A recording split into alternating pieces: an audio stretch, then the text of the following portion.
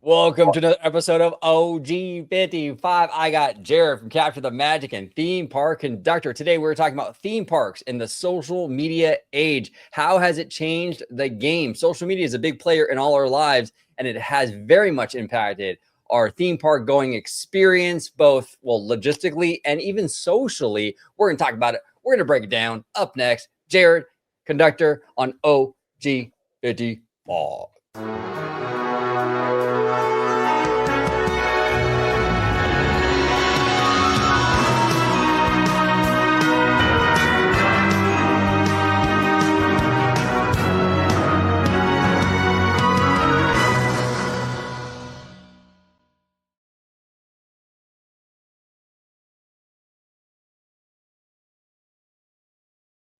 Welcome aboard, everybody, to another episode of OG55. Thank you for joining us today. We are talking all about theme parks in the social media era. How has it changed the game? Before we do, Jared, it's good to have you back. How you doing, man?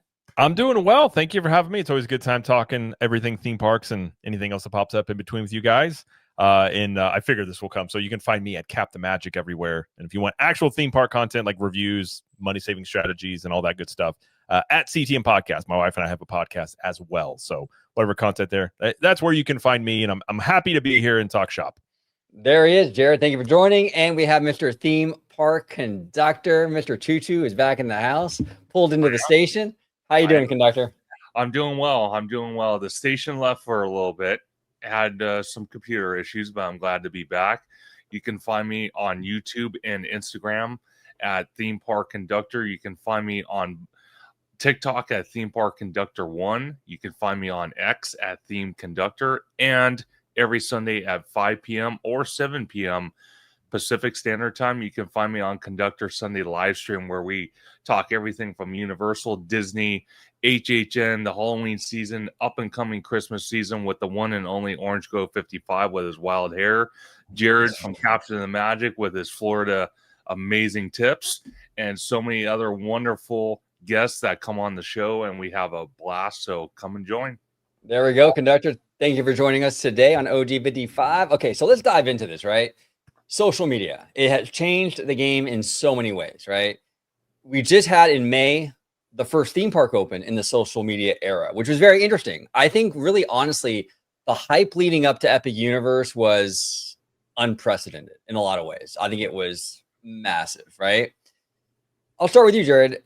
The lead up to Epic Universe through that social media lens, and now it's been open for a few months, and we're also going to dip into Disney too. But how has social media sort of impacted maybe the way we look at these parks, or the way that we look at Epic, and what happened here? Well, I think it's a very, you obviously have more competition to Disney and Universal. New park's going to open. It's got a lot. New stuff's exciting, especially on social media. And I said it for a long time. I never felt whatever the hype was for Epic it was never going to live up to it, because some people were saying it was going to be a Disney killer, or it was going to do, it just had all these expectations. And I think you also have instantaneous feedback now. Whereas before it was like, if you didn't like something, you told people, and you hear it through a grapevine, or you post on Facebook even in the early days. But now it's like so viral of if something happens, people will know about it within minutes. And so I think it's just a lot more instantaneous feedback, and like hype obviously can build up quickly. Like if you don't have something that has, if you're looking, it's like a movie, you're looking forward to it, you haven't seen it yet, so there's no downsides to it, and you build it up in your head. And I think that's, that goes into a new theme park. They'll probably go into the new lands and things that are being built at both Disney and Universal. So it kind of is a byproduct, I think, of this social media age. It's just like a lot of hype for lots of different stuff out there. Yeah, no, 100%. And I feel like with social media, things really, like this goes for Universal and for Disney, right? I'll give you two examples. Like with Epic Universe, the lead up was like, like you said, it spreads like wildfire. It's like it's really strong, it's really intense, and then it kind of wanes really quick too, though, because it's like kind of what's the word? It burns real bright and then kind of fades, right?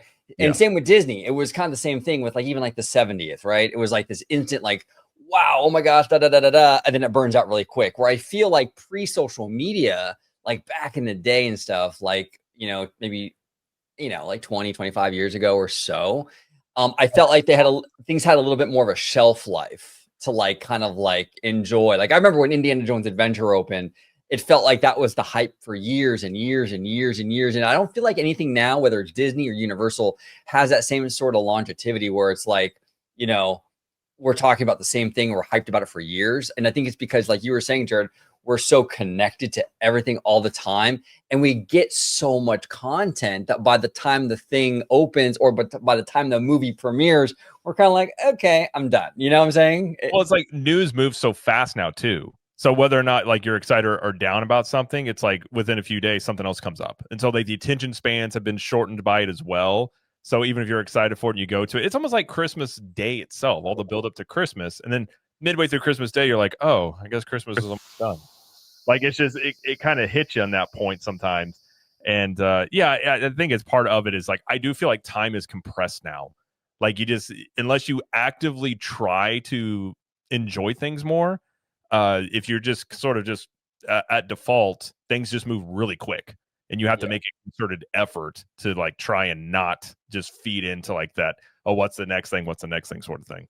Yeah, no, 100%. Yeah, you're right. And that is a challenge right now in this new kind of world we live in, even like beyond the theme parks, is kind of like trying to like be present, trying to be centered, where it's like, okay, I'm here, let me enjoy right now. Right. I'll But tell you with what the does it phone- is kids.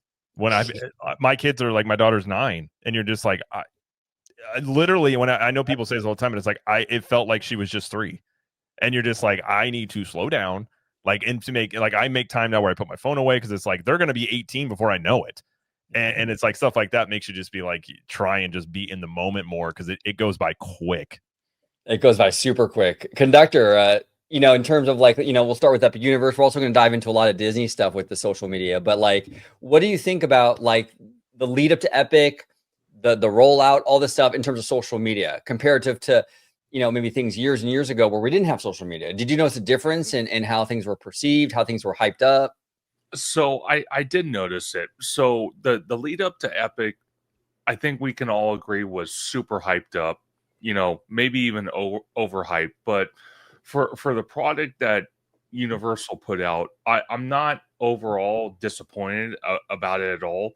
Yeah. But my whole thing is even with any of the parks, movies, TV shows, streaming, you know, any information like that that goes on the social media platforms, like Jared was saying, you hear about it within minutes. It's not something that you'll hear on, you know, your local news channel. It's like instant. And my thing is kind of, you know, taking a backseat and looking at it. It's like it has its good, you know, advantages, but it also has bad things to it as well. The good advantages are, you know, let's say like what we're doing in March. We're going out to Universal Orlando, and it's going to be my first time going out there. So, you know, trying to gather information on construction, on what to do, not to do, talking to fellow content creators like Jared and Slimer to kind of get the inside scoop on what to do and what to skip and all that stuff. So that's not bad. But the opposite side, the negative side is, you know, when you know, theme parks, you know, debut a new ride or they debut some new food, merch, whatever, and then within an hour someone posts content about it, it kind of, in a way, it informs you, but it also ruins it in a way, You're because right. it's like you can't even enjoy it yourself. You're eventually you're going to see it on a quick clip on Instagram stories, or you might even watch the YouTube videos, because a lot of times now, you know, most people got rid of their, you know, cable, and they're watching streaming. And what's on streaming? YouTube videos and you know, shows and whatnot. And it goes the same thing with the movies. You know, I know like there's been previous movies from both the Walt Disney Company and, on the other side, Universal, and then Warner Brothers, and so on and so on, movies that I was looking forward to seeing. And then after seeing reviews and whatnot, even before the movie officially came out, it's like, okay, well, you know, maybe I'll just wait until streaming. I don't want to I don't want to go pay money like I thought a week ago to go see it. I'll just wait until it comes on streaming. Now, when it compares to 20 years ago, when social media wasn't this active and it was barely starting out, it was awesome. The theme parks would, announce something, everyone would get excited, book their tickets, or well, they didn't even have reservations at that time. I wish we can go back to that, but that's besides the point. And go to the theme parks and enjoy it. Yeah. Now it's like you hear about it within minutes, and it's like you have to make a conscious decision. Do I still want to go experience that, or am I going to just say, you know what? After seeing a couple big influencers report on it, I'm not as interested as I was a week ago. Well, yeah, and you bring up a lot of great points too, where I feel like it's sort of it's almost kind of like, and I know this is kind of going to sound weird because these are like mega corporations, but like Universal and Disney, it's sort of unfair to them in a lot of ways with the way social media sort of behaves when it comes to these parks. Because, like, for example, like Epic Universe, and Jared, you touched upon it, right? I mean, well, I think both of you actually touched upon it, where it was heavily hyped, right, prior to the open, but like almost like to a point of like overhyped, where like you were saying, Jared, like a Disney killer and stuff like that, right? Where it's like with the social media era, we sort of people can sort of do that kind of thing and sort of set a false expectation, an unrealistic expectation, and sort of set a product up or a park up for not necessarily failure, but for set it up for disappointment, right? Because clearly that's not a realistic expectation, right? So you're kind of putting that out there on social media. It's going viral. People are talking about that. And now people have this in their head, like, wow, this is going to destroy the mouse house. So it's like, that's not really fair to Universal though. You know what I'm saying? Right. That's not, it's setting it up like that, right? And so it's like, it does damage to, that brand or that company then. And same thing happens with Disney. And it can also happen in reverse, where it damages, where it's like people are overly critical, overly kind of nitpicky, and all this other stuff. So I feel like it sort of sets like almost like an unfair, kind of stage for these folks that's not really warranted. Now, again, I know it's not really a popular thing to say, where, oh man, these poor companies. I understand that, but I mean, I just feel like when it comes to these theme parks, I do feel that some of that stuff is kind of unfair, if that makes sense. What do you think, Jared? Well, if you look at Epic, even let's say, I mean, I have said for a long time with this park, like I love Epic Universe, but as of right now, I'll tell you, like the wait times are a mess. And in the first 6 months to a year of a theme park being open, like I just call it beta mode. They're still trying to figure it out. So it's like you have a product that is not really built for just right now. It's going to be around for 10, 20, however long. It's going to be around for decades. So the park like is going to be something different down the road. But yeah, you go like opening day and it wasn't the best, but it's like a restaurant too. Like it's just sometimes you have to understand like what the product is. A movie is different from a theme park experience. That something will change and adapt and operations change. But yeah, I mean, it's like I read an article today. I love Tom Bricker's stuff, but he in this article was talking about how he felt more than likely Epic Universe was a disappointment for Universal. And I was like, there's nothing in the metrics that would show that. Like all the tax records for Orange County have been broken. Universal showed a 20% increase in revenue. I'm like, I don't know what Universal's internal numbers were, but that seems to me just a personal, like I'm expecting X and it didn't hit that. And I think that's a lot of social media that does that. No, 1,000%. That's a perfect example, Jared, of that whole like expectation versus the reality thing. And I think, yeah, Tom, and again, I love him too. He's great, Yeah, but he's very much in the community like we are. He's seeing all the same stuff that we see, and probably seeing day in and day out for years how this thing is going to really kind of put Disney back on its heels, right? And then it doesn't do that, and now it's perceived as a disappointment when it really isn't. Like you said, I mean, it has been a success. I mean, if anything, I feel like it's made the other two parks look worse because it has been so good. You know what I'm saying? Right. Yeah. Which is always going to be a risk with that park. But yeah, I mean, like you were saying, I think it just turns on your perspective of it. But yeah, it's like I always push back on the like, oh, it's gonna be a Disney killer, and like obviously Disney's reacting to it, but a company the size of Disney doesn't go away. Even if Epic Universe was like blew everybody out of the water in terms of what the experience was, it's not like nobody would go to Disney either. No. Like a realistic expectation. That's just, and so like having one show that's really good means another show is not going to no longer be around. That's not how TV or movies even work. Well, see, you make a great point on that, Jerry, because people, regardless, like you said, if Epic Universe blew people out of the water, or just Universal Orlando blew people out of the water, like you said, people would still go to Walt Disney World. You know why? Because people want variety. They don't want just one thing. They want multiple things. So, Walt Disney, the company in general, the theme parks, they're always going to be around. There's going to be times throughout the years that Universal is going to be on top temporarily, and then it's going to revert back where Walt Disney World's on top of the world. So it's a great competition. It's something that people enjoy. But going back to just the social media aspect, and then what you guys were talking about with the the finances, what people were expecting, and then what they got. That's something I've repeatedly said on Orange Grove 55, my channel, your channel, Jared, is that Disney is very guilty of sitting there announcing something and coming right off the bat saying we're going to invest this into this product, and when eventually they build it and they open it and you go experience it, it's like, wait a second, you can't tell me this costs this. It doesn't even look like it. That's one thing I will always give Universal kudos for. They announce something. They don't announce finances. They don't announce any of that right off the bat, and they just start building it. So, that's something that I kind of feel that Disney needs to take a page out of Universal's book and stop doing that. I get it. They have to answer the shareholders just like Universal does, but doesn't mean you have to go into a stadium of 30,000 people and say, look, we're going to build Avatar and it's going to cost $300 million.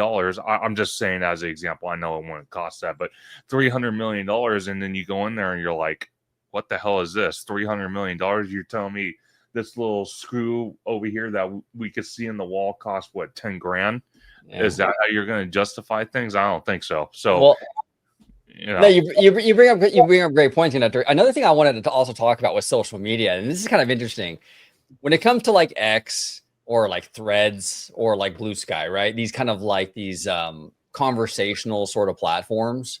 I'm leaving Instagram out of it because Instagram is more media, photos and video. It's also more superficial. Like it's just comments for the most part. Yeah. Yeah, exactly. And so with X and Blue Sky and Threads, you'll see the official Universal account sort of snarking at Disney, right? Oh yeah. And that's like its thing. It's been doing that for I don't know how long, years, right? And now that's a new thing. I mean, well, in the social media age, a new thing, right? That we're able to do. These companies are able to do. I think even Wendy's is like Wendy's actually started it. Do you know the backstory on that? No, go ahead. So there was somebody, it was an intern or something, and like they were at home and something happened and they had to post for Wendy's and they got real snarky and they got a whole bunch of traction on it. And the person was like, oh, I'm probably gonna be fired. I may be messing the story up, but the details are somewhere in there. And they were like, no, keep going. And that's kind of how the whole thing started, because Wendy's was kind of the first company that would just like, kind of like Don Rickles, like rip people a little bit, like in good, a good jab or something like that. But yeah, that's actually where that all started, was Wendy's back in, I don't know when they started doing that, but yeah, Universal's been doing that a lot too. They've been doing it a lot. Now with Universal, I feel like with their brand, they could probably get away with that. Yes. Because they're a little bit kind of they're edgier. They're not even a little bit, they are edgier, Yeah. And they kind of have a little bit of that vibe, right? But could you see Disney doing that? Like that would be kind of weird, right? They kind of did that the other day, didn't they? They kind of had a post that was kind of trying to be a little edgy, which doesn't fit Disney's brand at all. Because I mean, you think of Disney's like prestige and family values and all that stuff, and yeah, it's just I think sometimes Disney likes to, like, they do want to try. I mean, look at the Marvel stuff. They try to be a lot more adult, which you wouldn't have seen that 30 years ago from Disney.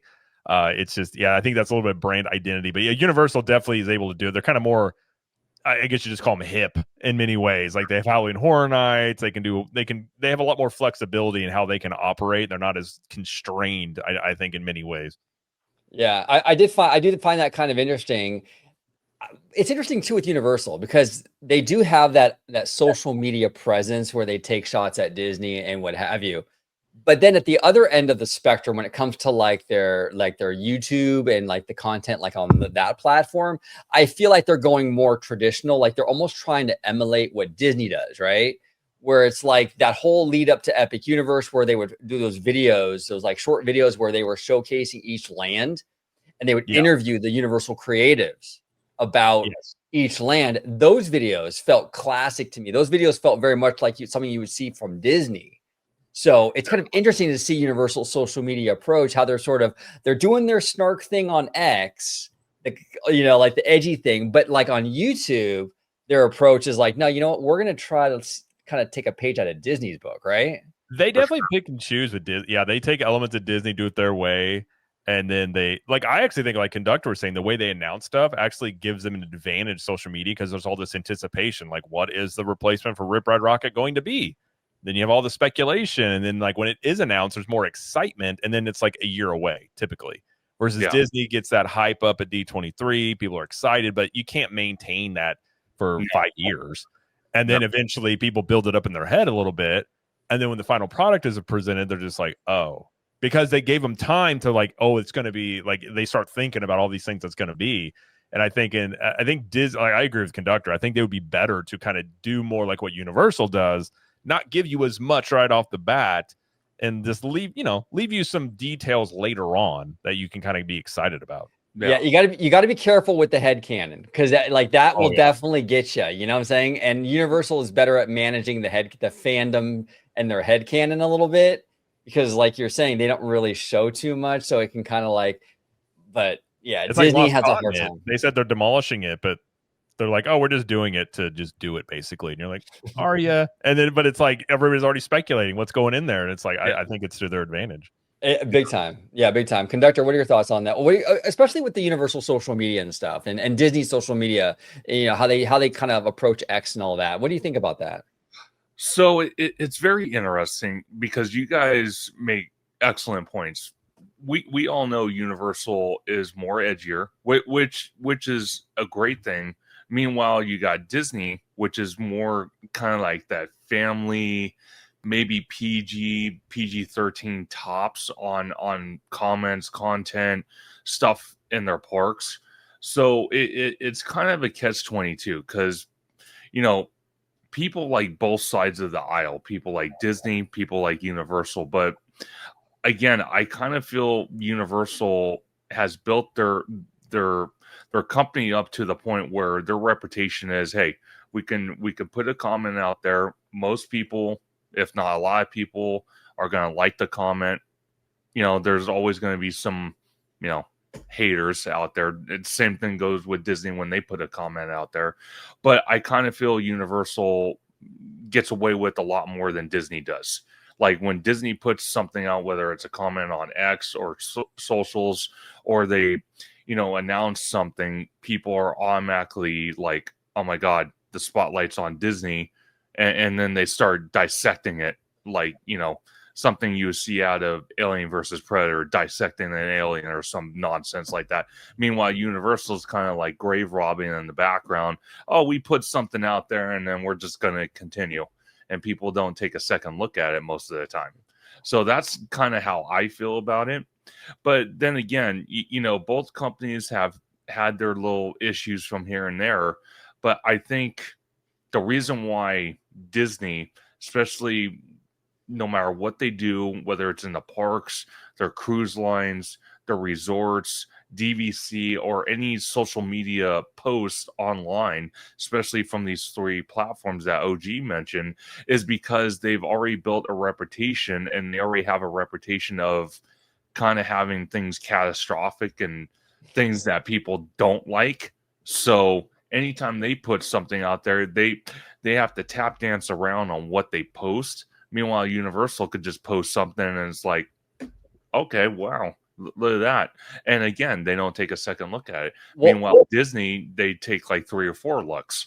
Oh, easily. Yeah. Now, wasn't it a Bob Iger tweet that jump started the whole Reedy Creek stuff? Yes. Yeah, I think it was. So that's another element of social media. That's social media like greatly affecting the Walt Disney Company really forever. You know what I'm saying? Oh Like yeah. that one tweet, because Bob was like, I think Iger was like sort of like kind of throwing shots or whatever, like, oh, I wouldn't have done it that way, kind of vibe, right? Sure. Yep. And then Yep. that caused Chafek to do like the whole apology thing and like the reversal, and the whole thing kind of spiraled, right? Yep. So Yep. I think that New York Times article, talked about that. Yep. Well, I that's still remember the letter that was sent by Disney about, I think their press person sent it out about opposing the Florida legislation and the wording that they used in there. And I remember reading it and I was like, oh. And then we just saw that immediately then the government had a reaction to it. And I don't know if that was social media, but yeah, you're seeing this in real time stuff play out. And you're just like, okay, like, it's just, you didn't see this stuff 20 years ago, let alone 5. right. Yeah. Social media it's been changing everything, and even with the fandom, how we all interact with each other on social media in the theme park fandom, or even just in fandom in general, right? It just changed. It has really changed everything. I really want to touch upon, this is kind of social media, but kind of not social media. But Disney has really leaned into the phone, right? Like Yeah. everything that we do at the Disney parks now is with the phone. Back in the day, you had to go to the Fast Pass kiosks to get your Fast Passes. I kind of miss those days. I do miss like them so much. Yeah. I love doing that. It was fun, and you can kind of save your Fast Passes too, and it was cool. But like, what do you think, Jared, about that? I mean, I feel like, I don't know. I feel like we're on our phones so much that when I'm at a theme park, I know it's impossible to completely disconnect. And just the way society is, there is going to always be a little bit of that tethered to your phone Mhm. thing. What do you think, though, man? I mean, could Disney pull back on this, or is it genie, like the genie's out now and you can't put it back in the bottle? I mean, they could. That is one of the biggest complaints you will hear at Disney World, at least, is you have to be on your phone for everything. So, like, you're on vacation, and then your entire vacation, you're just constantly looking at a screen, be like, oh, we got this, we got to go here, we got to go there. And so you're not able to, like, relax. And that is a number one thing that you will hear from people that go to Disney on vacation, is that part. And I think as things have become more connected, and we've talked about a lot about theme parks become a real connection. You go and experience stuff that's not through a screen necessarily. And I think it would actually, I'll use a big word, behoove them to, I read it at the source today, where if you were able to pull some of the stuff back a little bit and just have more of an organic experience, but the problem is you have so many systems in place. How do you do it? I think that's a challenge. I think that's why they had the Premier Pass, which is you don't have to be on your phone. You can just go do all this stuff and ride stuff. But I do think there is a desire for people to not be on their phones as much. And like I was saying too, like I've actually noticed when we went to the Epic Universe preview, we were actually told it was during team member, like you couldn't have your phones. And I was like really excited. I was like, I'm actually kind of excited to experience a park where nobody has their phones. Because I talked to somebody who went before and they were like, it was so cool that it was like this communal experience because nobody was just immediately looking down on their phone. And then we got there that morning and they had lifted the ban on it. And I was like, well, there went that. But I actually thought that would be a cool experience to see. Like, you don't get that all the time where nobody in the park is supposed to be on their phones. And in many ways, that would be very cool to see or like experience. Well, and it's interesting too how the phone impacts the physical stuff. And what I mean by that is like, for example, it's now called the Pixar Pal Around, which I hate that name, but the Mickey Fun Wheel, basically, the giant Ferris wheel at DCA, right? Yeah. Is supposedly, from what I heard like a few years ago, like one of the most photographed, Instagrammed things like in the world or something like that. It's like one of the top 15 or something like that.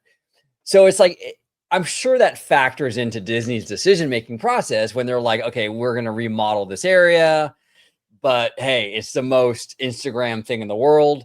But hey, this is all going to be Pixar. What do we do? I mean, the Mickey thing is all over Instagram. It's everyone loves it. All right, well, it's Pixar, but we're going to keep Mickey on there, right? And it kind of leads to this. It kind of leads to these half-assed decisions because you can't change it because God forbid it changes the algorithm on Instagram, right, or whatever. Mm-hmm. So it is kind of funny how that kind of stuff also impacts these parks, where it's like that's all. I'm sure that's all factored in. You know what I'm saying?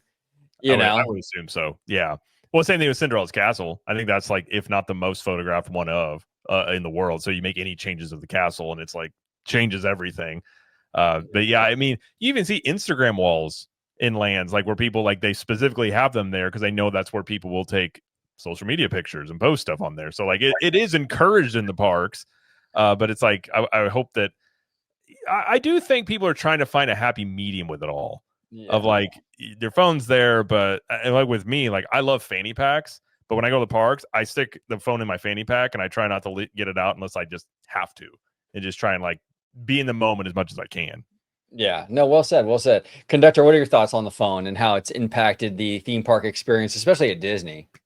So the way I look at it is, when you're at these theme parks, Disney, Universal, Knott's Berry Farm, Six Flags, the whole point of going to these theme parks, like Jared said, like for us West Coasters going to the East Coast and going to Walt Disney World and Universal Orlando, is to have a great time, be on vacation, relax, kind of take a chill pill, kind of forget your life back home, and have a good time. And the fact that the theme parks are every single day implementing more ways that you have to use the phone, it kind of loses the magic. It kind of loses the immersion feeling of being in these theme parks. Like, for example, I just saw a post today from someone online.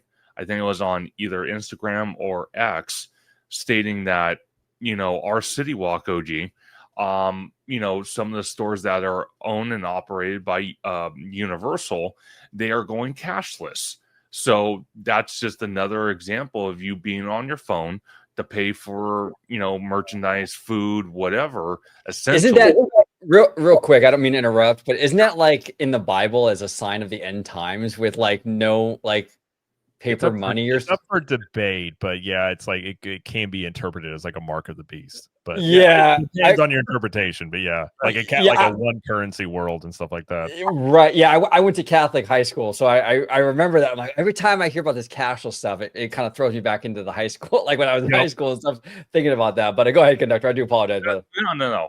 So again, you're at these theme parks. You want to enjoy yourself, and don't get me wrong. There should be an aspect where you can use your phone. For, like you said, OG, with the picture of the giant Mickey Ferris wheel, or you got Jared where you have hundreds, if not hundreds of thousands, if not millions of pictures of the Walt Disney World's Magic Kingdom castle. You got those opportunities, but the fact that you're going to tell me that as soon as I park and get to the front gates, that's when my experience begins with the phone. Booking reservations, booking food, doing something with your phone. It's like, I don't want to be on my phone unless I feel like I want to be, like to take a picture with Mickey or take a picture of something that I want to post on my socials.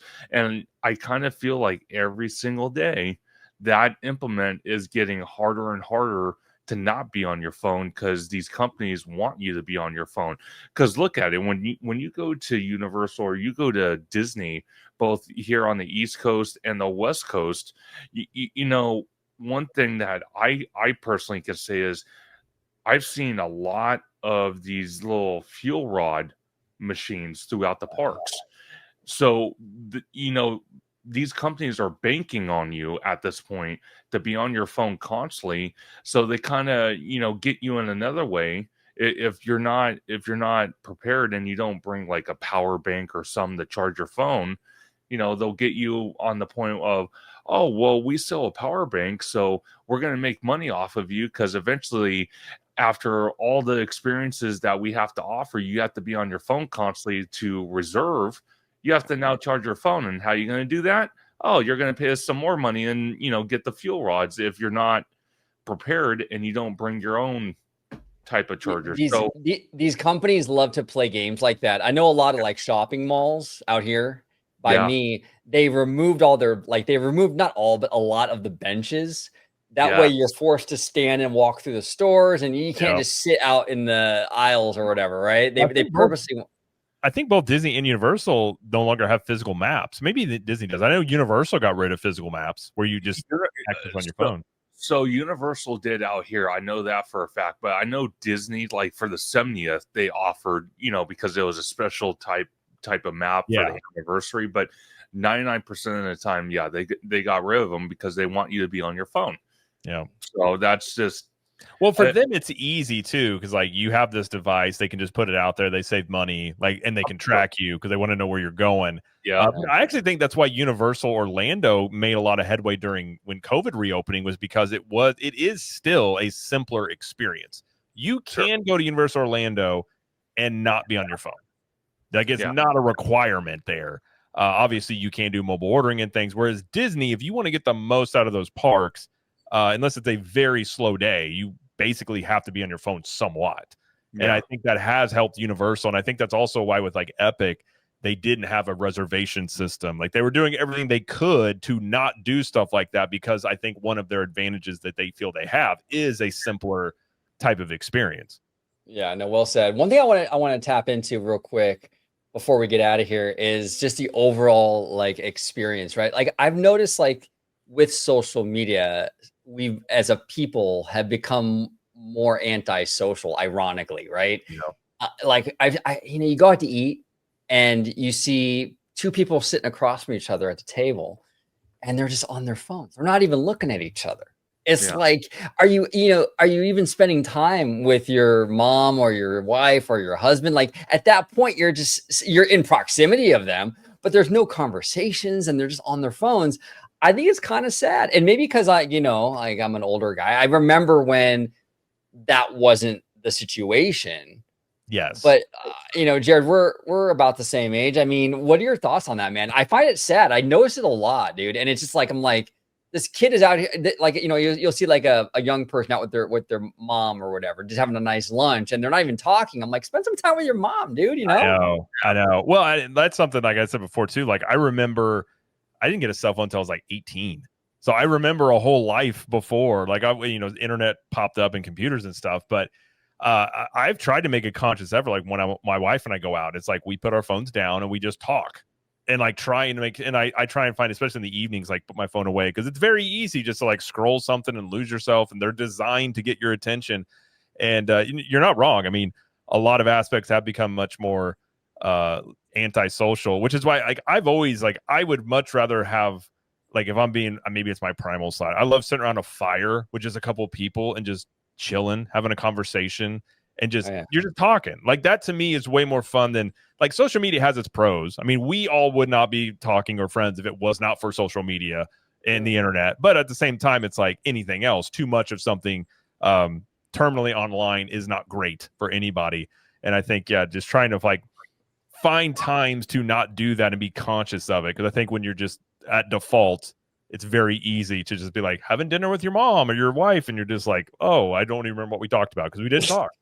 Yeah, no, exactly. And I actually read a study recently where it even affects like the chemicals in your brain, like the scrolling with the you get like constant dopamine hits or something, and your brain chemistry changes. Well, all the guys that like Steve Jobs and all the guys that developed this stuff, none of them let their kids have it. So that should tell you something. That's true. That's true. That's crazy. That's crazy. Now, Conductor, what do you think, man? You're out in public, whether it's theme parks or otherwise. You see that stuff? I mean, so I actually see it a lot more, and it's not just the fact that you go into your local, I don't know, Yard House or Red Robin. You see it. You see it at the parks, you see it at the malls, you see it at stores. You pretty much see it everywhere, and it is kind of sad.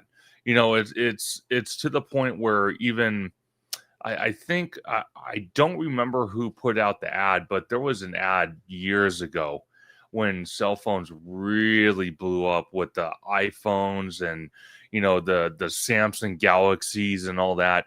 They were showing ads on a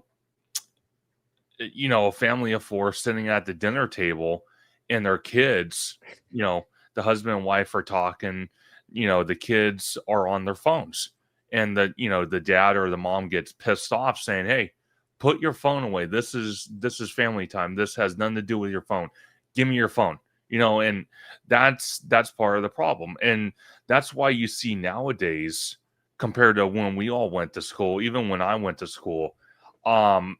Most schools now, before the kid even enters the campus, because most schools have like some type of security zone that you walk through to, because just due to just everyday kind of dangers that we have nowadays compared to back then,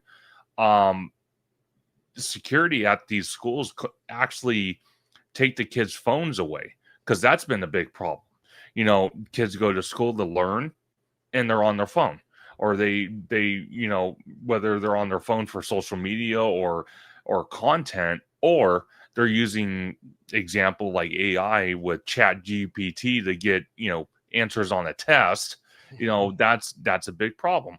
So what these schools do, they implement the policy that you have to turn your phone in before you enter campus, so that way you can actually go to school to do what school's meant for, to learn something, not be on your phone.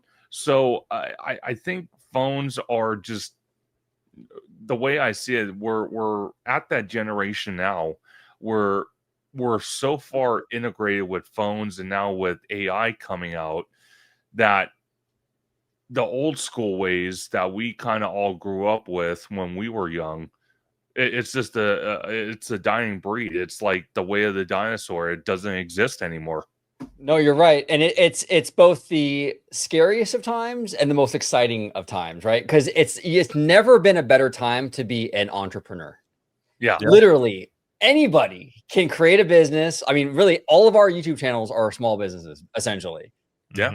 And we can put our product out there, content out there to the world. And like you said, we all met, our friendship started here through social media and what have you. So it's a great thing in a lot of ways, but then there's a dark side where it kind of like social media and the phones can kind of consume people.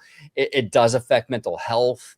And all kinds of other stuff. You know what I'm saying? So I actually think there will be a revival of, you're seeing it with the younger generations, more of them. Like, I remember Andrew Luck, who was a quarterback for the Colts. He retired, but he was like a number one pick back in the day.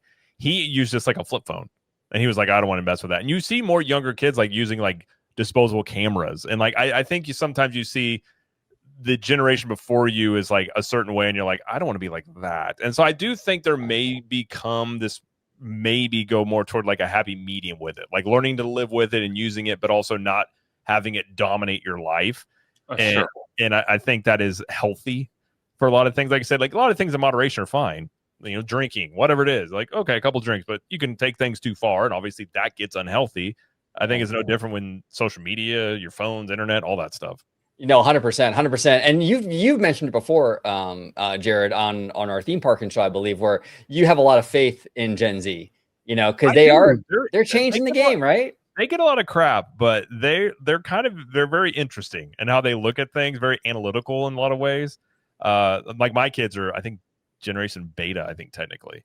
But yeah, I look at them, I'm just like, or maybe they're alpha, I can't remember. But yeah, it's just, I think that they could, if the youth are in a certain way, that kind of where the culture trends in many ways. So if that starts trending of that, the reactions from it, I think it may have peaked and kind of coming down a little bit in terms of that side of things sometimes. Then you look at TikTok and you're like, never mind. No, well said. Yeah, no, I think with Gen Z, I think they're going to be a generation of a lot of entrepreneurs, a lot of like, people that have come up like Kai Cenat, these like where you start your own business and you become huge, right? Mr. Beast, whatever, right? And I think we're going to see a lot of that with Gen Z, and a kind of a moving away sort of from the traditional workplace sort of thing, the 9-to-5 thing. Not to say the 9-to-5 thing doesn't still have a role. It absolutely does. But I think Gen Z is going to lean more into like working for themselves and like becoming their own boss and doing, because you can do it now. We have so much access, so much resources now to do that kind of stuff, Well, see, it's interesting you say that with resources and, with the Gen Z population, because you see it, I even see it at my work, that kind of old school mentality of, working that 9-to-5 job and, having the passion and the energy to do so. A lot of and I don't mean this the wrong way, but a lot of a lot of the original old timers that kind of grew up back in the day of, realizing the value of the dollar for what they work for compared to now, where you have these kind of newer generation where they come in, they still want to collect a paycheck, but yet, they don't want to work for it. They don't want to work for bosses. They want to be their own boss. They want to tell the bosses that have been there for 30 plus years, hey, no, your way's wrong, my way's right. Type of that mentality. So when you guys talk about, this new generation maybe wanting to kind of just create their own business, be their own boss, that's something even I'm seeing on the retail aspect of it, because it's just the way we're at right now. No, you're right. You're right, conductor. And even as I'm not Gen Z, but even as somebody who like not of that generation, I do have a regular 9 to 5, and I do content creation. I do notice my view of my 9 to 5 has changed. Kind of running my own business here on YouTube. The 9 to 5 stuff is like, what am I doing? It's like, it's like you have this thing where you can put your creativity, you can pour your heart and soul into this thing. And then you go around and you do your 9 to 5 and you're really working for somebody else, right? Making someone else rich. It is kind of a different mindset. And I can see where Gen Z is like, well, I'm not doing that. You know what I'm saying? I'm gonna use my phone and make $1 bajillion a year, doing my own thing, So I don't know. Especially with AI too. That's a whole other aspect that we didn't even talk about, but that changes a lot of this too in the next decade for sure. Definitely. Well, because a lot of these, customer service jobs and stuff. I mean, in 20 years, are we going to have I recently had to call my bank, right? And I spoke to a human being. She was fantastic. But I mean, are we even going to have human beings in 20 years? Is it going to be like an AI customer service rep? Probably. Well, see, it's funny you mentioned that, because out here on the West Coast, Jared, I don't know about in Florida and all that, but a lot of times, like with Chase Bank, perfect example, OG. You walk into a lot of the Chase banks now, and a lot of it's automated. You don't really have bank tellers anymore. You don't really have people on staff. There might be a couple of people here and there to kind of help customers that aren't used to, the high tech aspect of what they have to offer nowadays. Because I remember in the early 2000s, you walk in, they had maybe 20 teller windows, and you'd probably have 10 to 15 tellers helping customers. Now you walk into the bank, pretty much everything's automated. You have all these automated ATM machines, and you barely have anyone on staff. And when they do have people on staff, you have to make an appointment, so they have to call those people in the work, or else they're just not even there. Half of the offices you go into for the bank, they're empty because no one's there. So it all ties into this. Well, look at McDonald's. It's like if you order inside, it's on a touchscreen now. Yes. Yeah, it's on a huge touchscreen. Exactly. I was recently about 2 weeks ago. Yeah, I think it was about 2 weeks ago. I went to the Tesla diner, which was actually a pretty cool experience. And in and around that Tesla diner, it's like in the Hollywood area. Sure. But we kind of explored Hollywood a little bit after that. And I was really surprised. I was talking to you guys in the group chat about how many of these driverless Waymo cars were like driving down Hollywood Boulevard and all this stuff. And I'm like, this is wild, man. I feel like I'm in Back to the Future too, I mean, it was insane. And it's like, but like, look at how many taxi driver jobs that business is displacing, getting rid of, right? I mean, taxi drivers now, and I mean, even Uber, I think Uber is going to be a thing of the past. It's probably going to all be these automated Waymo kind of vehicles. Yep. You'll see Uber start their own Waymo type thing probably to stay, because it's just like Uber was a bridge to the driverless car, probably. Sure. In many ways.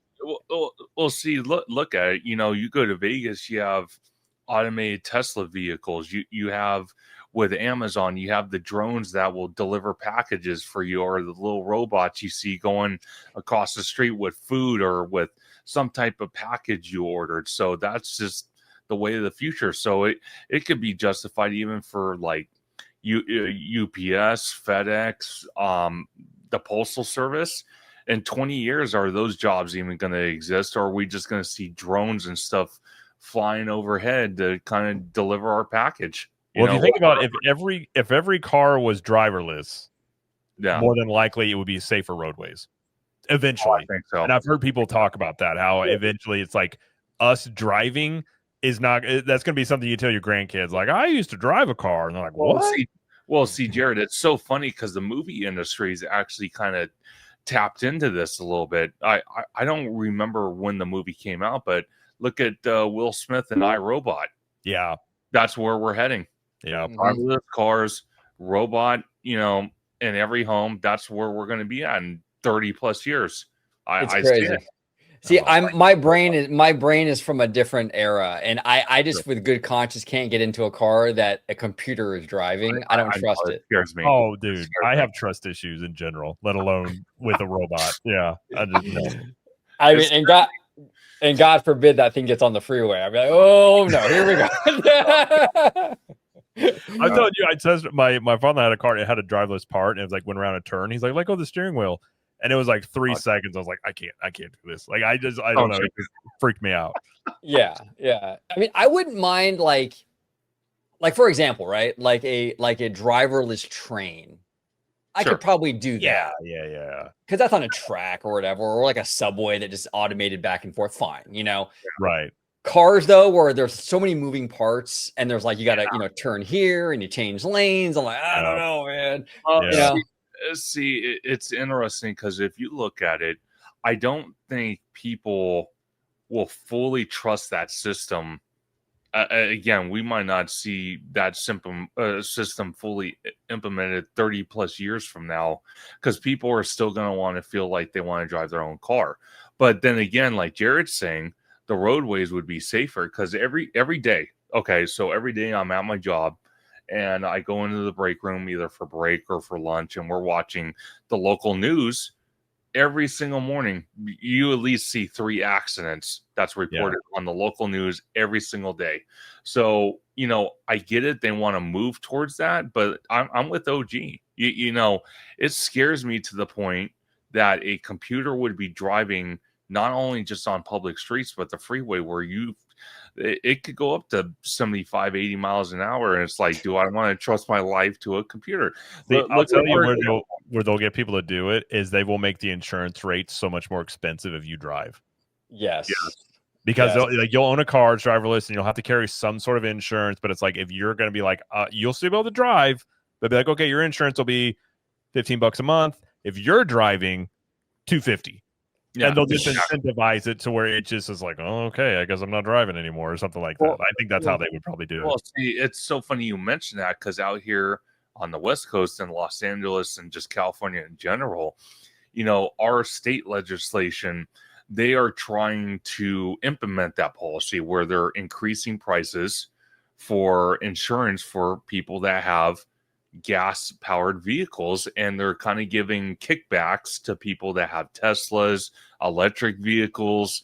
But then, of course, the state of California has to figure a way to get their money because they're like, okay, well, now we implemented that policy, so now we're not getting enough from the gas tax. So let's implement where we can get everybody both on electric vehicle and gas by charging per mile.